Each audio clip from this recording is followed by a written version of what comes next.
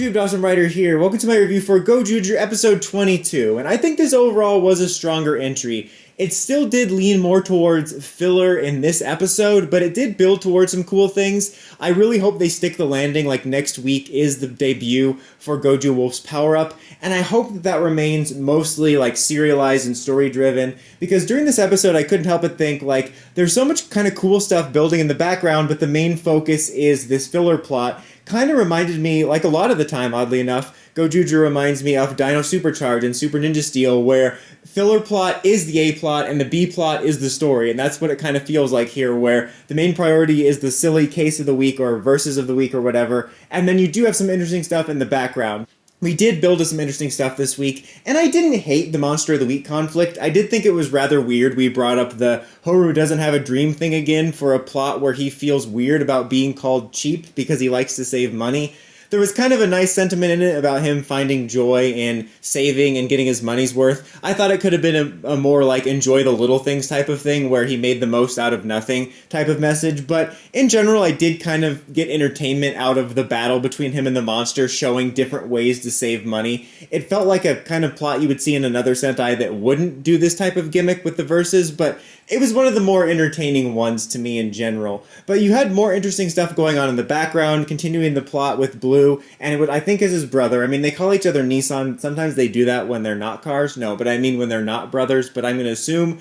And he says that that Riku, like, copied his eyes because he admired him, which I think kind of explains the red herring that Blue was the one that was involved. But obviously he knows that his brother was the one that took Black Ranger's brother. So there is some interesting stuff going on there with that background and him talking about how, oh, you got me like killed or whatever once before. So I am very intrigued what's going on with them. And he asks him a favor, which leads to the cliffhanger where he shows up at the end and is like, so anyway, I started blasting. And that was when I realized, like, if next week sticks the landing, I really do quite enjoy this episode, because even though we had classic Gozyuger hijinks, we did steadily build the stuff leading into next week really well. As the other thing going on was you had Fire Candle taking on another Universe Warrior, a Go Busters one. The guy that we had for that looks kind of familiar. I don't know if I'm supposed to recognize him, maybe not, maybe I'm just looking into it too much, but that was really cool.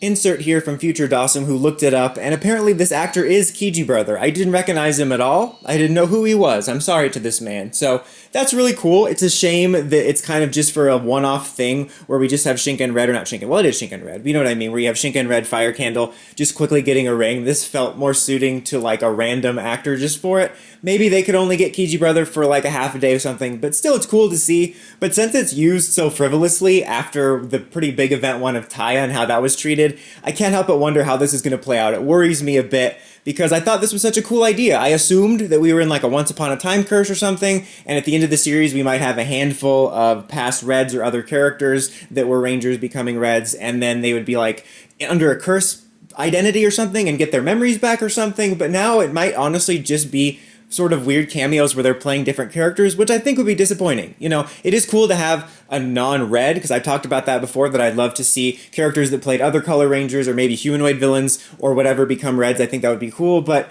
man, I really hope they do something with it. I'll be really disappointed if it's just a gimmick of casting random characters as past Sentai actors. Like, it's kind of a cool Easter egg. And it's not like we haven't done the brainwash thing before with like Geo and stuff like that, and you know, Toku's recast stuff too, but I think the potential there of doing something kind of unique where you have cameos, but it's not like Gokaiger, I feel like it's a lost cause at this point though, because we're over halfway through and we've done kind of nothing. But anyway, back to Future Past Me.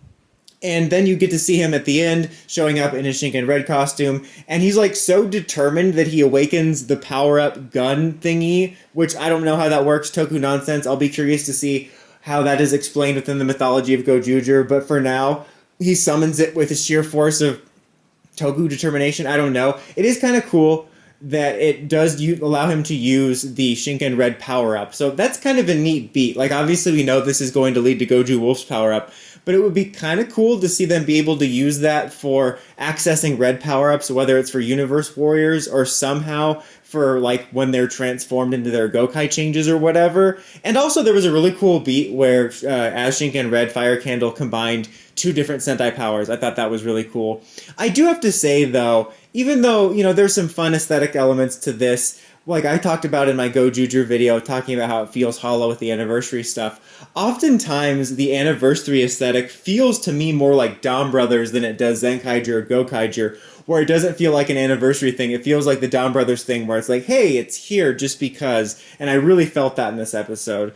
But yeah, I actually did enjoy this episode more than the last week's, mainly because it built momentum. I think I'll be even happier with it if next week sticks the landing and we don't have a filler plot in the middle of it. But I was even entertained by the case of the week, so I'll give it the win. I enjoyed Gojuger more this week. But what did you think of this episode? Let me know in the comments as always. Until next time, don't forget to like, comment, subscribe. Dawson Ryder, signing out.